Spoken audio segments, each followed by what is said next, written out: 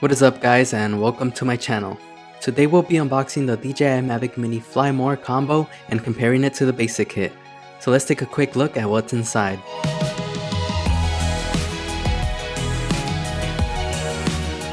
First we have the quick start guide, instructions, and other boring stuff I didn't bother reading. Next we have an 18-watt USB charger that is only included with the Flymore combo. If you're like me, you probably have some extra USB chargers lying around already, and they're only about $10 on Amazon.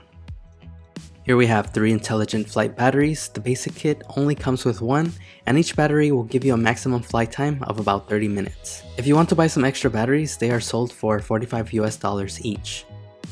Next up, we have the guard propellers, which are only included in the Flymore package. They can be useful if there are many obstacles around when flying indoors, but they will cut down your flight time from 30 minutes to 18.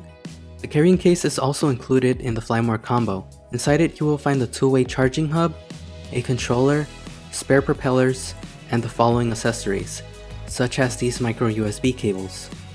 The Flymore combo comes with 2 of these, while the basic kit only comes with 1. Both kits include 3 RC cables, including a lightning connector, USB-C, and micro USB. So whether you use Apple or Android, you'll be able to connect to the controller right away. The RC cable connects to the side of the controller, and this is also where you connect the micro USB cable in order to charge it. The first thing you want to do is connect the control sticks, which are located underneath the controller. You can then connect your phone using the compatible RC cable. The Flymore combo also comes with 3 sets of spare propellers, while the basic kit only comes with 1 extra set. One cool thing about the charging hub is that it can be used as a power bank, although I don't think I'll ever be using that since charging this thing can take a long time. It charges in a sequence, so it will start fully charging one battery before moving on to the next. To charge a single battery, it can take up to 1.5 hours, bringing it up to 4.5 hours to charge all 3 batteries. So what I ended up doing is leaving only 2 batteries to charge in the hub, and I charged the 3rd battery inside the drone. And that brings us to the drone itself. It is very lightweight at just 249 grams. For comparison, my Galaxy S9 Plus weighs 189 grams without a case, and this Speedlight weighs 534 grams. The Mavic Mini records 2.7K resolution at up to 30 frames per second and 1080p at up to 60 frames per second. It packs a 12 megapixel 1 to 2/3 inch CMOS sensor with a 24mm equivalent lens. The 3-axis mechanical gimbal will give you smooth cinematic shots.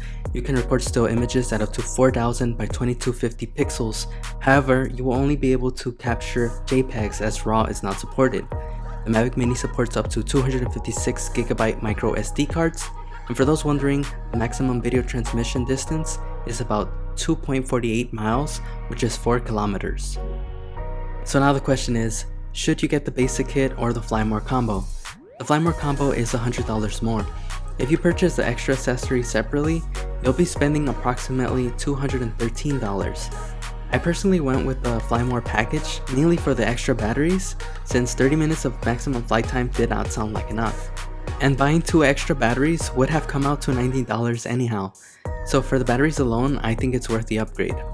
So let me know which one you guys decide to go with. Thanks for watching, and see you in the next video.